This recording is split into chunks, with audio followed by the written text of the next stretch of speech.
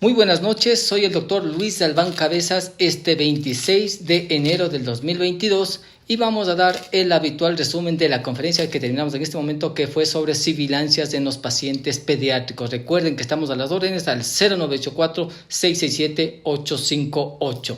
Bueno, las sibilancias es un sonido anormal como silbido que puede ocurrir en los pacientes pediátricos o también en adolescentes. Las mamitas normalmente nos dicen: le escucho como que le silba, como que le ronca el pecho a mi hijito. Esto puede tener muchas patologías o muchas causas. La principal es que el paciente puede ser asmático, también puede provocarse por un cuerpo extraño, es decir, el niño puede haberse introducido alguna sustancia o algún cuerpo extraño, alguna pelota, alguna puede ser algún grano seco que se introduce en la vía respiratoria, y obviamente esto causa obstrucción. Y el momento que el aire sale, que se expira, es decir, el momento que el aire está eliminándose hacia afuera, se escucha este silbido anormal. También puede ser provocado por infecciones respiratorias, por bronquiolitis, por bronconeumonías, o también puede ser provocado por bacterias. Entonces, lo más frecuente es que se ve en los pacientes que tienen asma.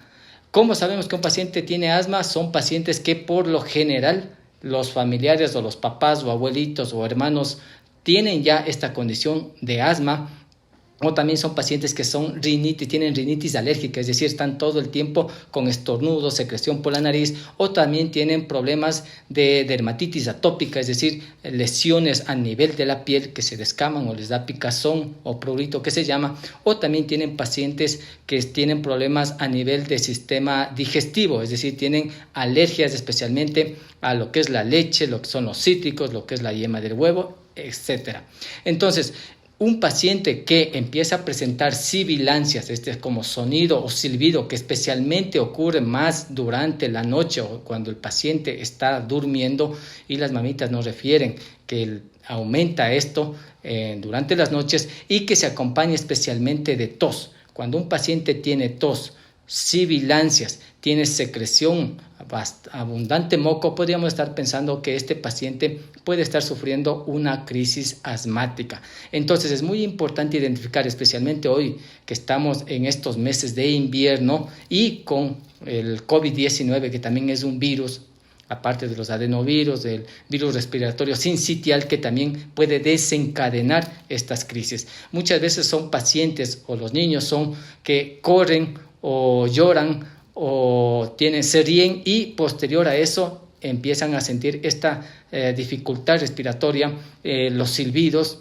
Son pacientes que también tienen problemas para hablar, no pueden hablar completamente porque les falta el aire, se empiezan a poner morados, empiezan a toser en abundancia.